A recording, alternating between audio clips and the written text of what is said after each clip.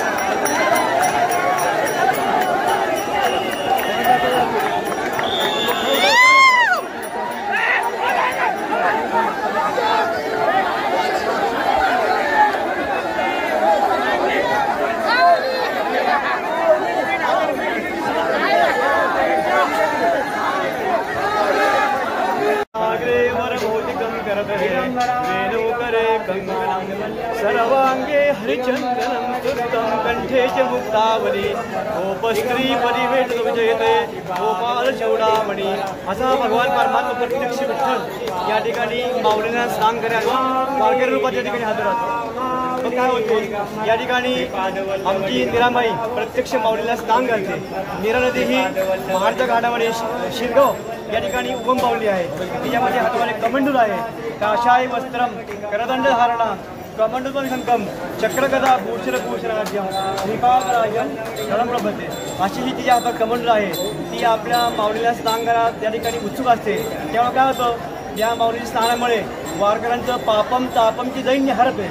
श्री गुरुदर्शन माऊलीकोणची प्रत्यक्ष माऊली या ठिकाणी स्नान केल्यामुळं या नीरामध्ये सर्व वारकरी स्नान करतात। तेव्हा त्यांच्यामध्ये एक प्रकारची ऊर्जा निर्माण होते आणि पुन्हा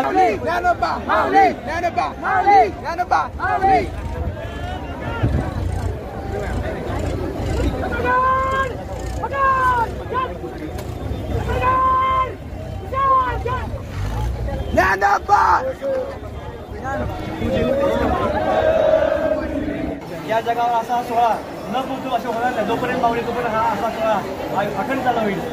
हा सोहळा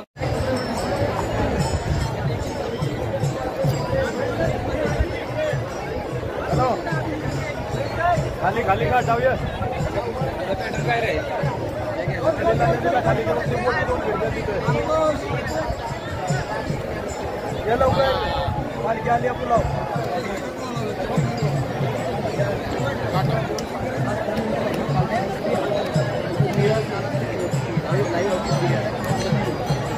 Mauli, Janaba, Mauli, Janaba, Mauli, Janaba, Mauli, Janaba, Mauli, Janaba, Mauli, Janaba, Mauli, Janaba, Mauli, Janaba, Mauli, Janaba, Mauli, Janaba.